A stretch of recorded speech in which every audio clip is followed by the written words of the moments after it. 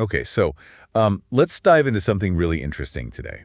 We're looking at why central banks, the folks who print the money, are quietly buying up gold. Yeah, it's quite the shift. We've gathered info from all over financial reports, economic forecasts, even data straight from places like the European Central Bank and the World Bank. Big institutions. Exactly. And our mission really is to unpack this trend. What's behind it? What is the signal for the global economy? And honestly, why should you care? It's fascinating because it gives us a peek behind the curtain, doesn't it? It shows what these powerful financial players are actually doing, not just what they're saying publicly. Right. This isn't just about gold as a metal. It's really become a sort of barometer for trust, or maybe lack of trust in the system. And one of the, let's call it awkward truths that popped out from the sources is this: gold. That old-fashioned thing people thought was irrelevant. The relic. Yeah, the relic. It's now officially the second largest reserve asset held by central banks globally. Second largest, ahead of the euro. Ahead of the euro. We're not talking crypto, not meme stocks. Just gold, physical gold. Get this, the data confirming this comes from institutions like the ECB itself. Which is ironic, right? They promote the euro day in and day out, but their own stats show gold is this major pillar of central bank reserves. The numbers really are pretty startling when you look at them. The latest figures show central banks hold almost 36,000 tons of gold. Wow, that's a lot. It is. It's getting close to the peak levels back in the Bretton Woods days, around 38,000 tons. So history repeating itself? Sort of. In a way, and get this, for the third year straight, in 2024, they bought over 1,000 tons. 1,000 tons every year. Yeah, that's roughly a fifth of all the new gold mined each year. So gold now makes up about 20% of official global reserves. And the euro. The euro is sitting at around 16% and actually slightly declining. So you have this asset gold with no yield, no political ties, no big PR machine. No bureaucracy. Exactly. And it's quietly outperforming major currency efforts in terms of reserve holdings. Okay, that data is striking. But help me understand the why. If gold doesn't pay interest, why are these big institutions, the ones who want us to use their fiat money, why are they snapping up gold?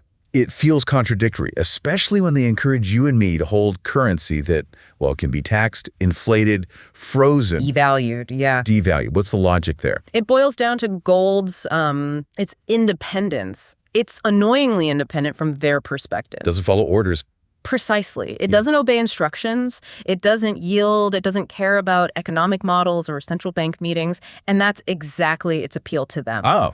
They're buying the one monetary asset they fundamentally don't control, the one they can't just print more of. So it's like an escape hatch. It sits outside the conventional financial plumbing. It gives them protection if, or maybe when, the system hits a major breaking point.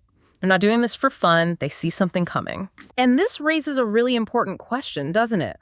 When an institution like the ECB warns that gold markets are, quote, dangerous for financial stability, while also admitting it's the second biggest global reserve asset. That's quite the contradiction. It's an irony you really have to chew on. What message are they actually sending?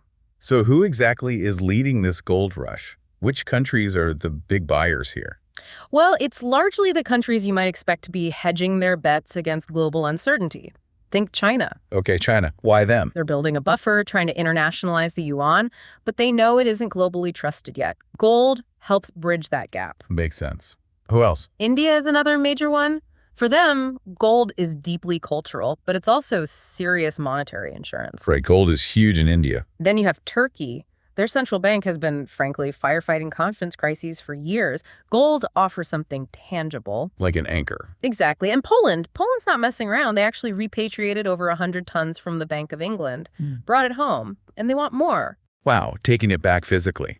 These aren't random purchases. They're strategic hedges, especially after what happened with Russia's reserves being frozen back in 2022. The sanctions effect. That was a wake-up call for a lot of countries. The question shifted from if they should diversify away from the dollar to how fast they could do it. Gold was the immediate, obvious answer. And the dollar's share of reserves. It's still the biggest, around 46%, but that's down sharply. It was 58% just a year ago, and over 65% about 10 years back. Well, that's not slow erosion. Yeah. It's faster. It feels like someone's actively working on an escape plan, doesn't it? Gold doesn't punish you for disagreeing with Washington or Brussels. It's apolitical, it's unfreezable. They'd be sanctioned. Right. And its perceived trustworthiness is actually rising just as faith in fiat currencies seems to be wobbling. Okay, but here's the really interesting part, maybe the uncomfortable bit. While countries like China, India, Turkey are buying heavily, Western central banks, the Fed in the U.S., the Bank of England, the ECB, and the Eurozone, they're mostly sitting on the sidelines. Not really selling much, which is important. True, they're not selling. Right. But they're not actively buying either, not on the same scale. What's going on there? What does that inaction tell us? That's a critical question. It suggests one of two things, probably. Either they have absolute, unwavering faith in their own fiat systems, or they believe they can just fix the creaks in the system with more policy tweaks, more interest rate fiddling, more regulations, more talking. So confidence or maybe denial? Could be. Okay. Either way, they're not hedging significantly like their global peers are. And that lack of hedging, well, it smacks of arrogance or perhaps a kind of quiet despair. It feels risky not to hedge when others are. It does. And let's be clear, when they discourage you from owning gold, it might not be because it's bad for you. It might be because your buying gold highlights the weaknesses in their game. Gold acts as that barometer again. A reflection they don't want to see. Perhaps. Look, we're not back on a gold standard by decree, but what we are seeing is a kind of stealth remonetization of gold. Stealth remonetization. How so? It's happening through actions, not announcements. How central banks are allocating reserves, how they're settling some trades outside the dollar system, how they're quietly getting ready for a more fragmented world. Stuff you don't hear about at Davos. Exactly. You won't hear it shouted from the rooftops, but you can see the evidence stacking up in the vaults. Of course, with gold becoming more important, there are bound to be risks too. And that brings us to this idea of paper gold. What's the issue there? Right, it's another paradox. Remember the ECB admitting gold's importance as a reserve? Yeah. Well, just weeks later, the same ECB issued a warning. They said gold markets pose a financial stability risk. Wait, so gold is stable for them, but risky for the market? Not quite. They were very specific. The risk isn't physical bullion in vaults. The risk is in the paper markets, ETFs, futures, derivatives linked to gold. The derivatives. Exactly. In the euro area alone, exposure to gold derivatives is over €1 trillion. That's up 58% just since late 2024. What a huge jump. Fears about tariffs, sanctions, general systemic risk. People are piling into gold exposure, but often through paper contracts. And a lot of these contracts involve counterparties outside the Eurozone. So if things go bad? You're relying on a foreign institution, maybe one under stress itself, to make good on that paper promise. The ECB is essentially saying, we trust the physical metal, but we're worried about all this paper gold sloshing around our financial system. Are there signs of stress already? There are some indicators. COMEX inventories, for example, seem to be thinning out. Delivery notices are spiking sometimes. It suggests that when the crunch comes, When the music stops. not everyone holding a paper claim might get actual gold. So if you connect the dots, gold is simultaneously acting as a stabilizing force for central banks and revealing potential cracks in the wider financial system through these paper markets. Okay, let's zoom out then. Beyond the central banks, looking at the bigger picture, what are the forecasts saying? What does this gold trend suggest about the global economy? Well, the outlook from various sources is, let's say, consistently grim. Wells Fargo, for instance, in their mid-2025 outlook, they expect gold to hit new all-time highs again in 2026. Why? What's driving that?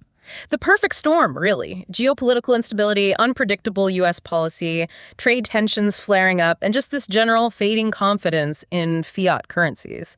They see central bank buying continuing, plus private buying too. So steady shift. A slow, steady monetary migration, as they put it.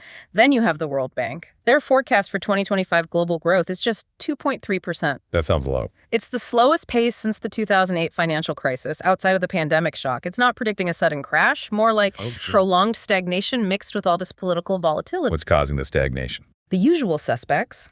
Weak trade, nervous investors holding back, rising government debt everywhere, and this declining faith in global institutions because policymaking feels so unpredictable. Like nobody's really in charge. Exactly. The Financial Times even warned recently about a potential shift towards a kind of arbitrary dictatorship where unpredictability isn't a bug, but a feature.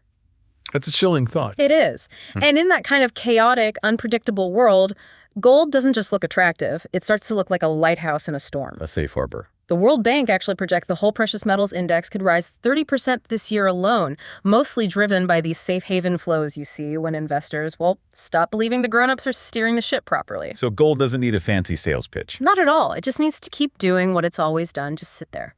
Quietly, untouched by politics, unbothered by the daily headlines, reminding everyone that trust has to be earned. It can't just be printed. So wrapping this up, what's the core message here? What does this all really mean? I think the bottom line is that central banks, through their actions, not necessarily their words, are making a kind of silent confession. A confession? Yeah, they're admitting, quietly, that when push comes to shove, they'd rather rely on something solid, something tangible, than just the fiat money system they manage. It sounds like they've lost a bit of faith in each other, and maybe in the global system they helped build. I think that's fair to say. They seem to be preparing for more disorder, for alliances that are fraying, for rising political risk. Gold is part of that preparation. And gold is the asset you turn to when promises aren't enough anymore. Exactly. It's the asset you choose when you stop believing purely in promises and start preparing for potential consequences. But the Western central banks, their lack of buying. That's the fascinating coda, isn't it? While this quiet return to hard money happens elsewhere, the big Western players are mostly quiet. That's silence. It doesn't feel like a vote of confidence in the current system. What does it feel like then? Maybe denial. Or maybe something worse. Maybe they know they should be buying, but they're afraid of what that signal would send an admission that the system is wobbling and that gold is their ultimate fallback. They can't say that out loud. Of course not. But sometimes, silence, or inaction in this case, speaks louder than any spreadsheet or press conference. So a final thought for you listening. What does this quiet but really decisive shift among many of the world's central banks actually mean for how you think about financial stability? About trust in the system? Given what the institutions themselves are doing, what plan might you consider for yourself?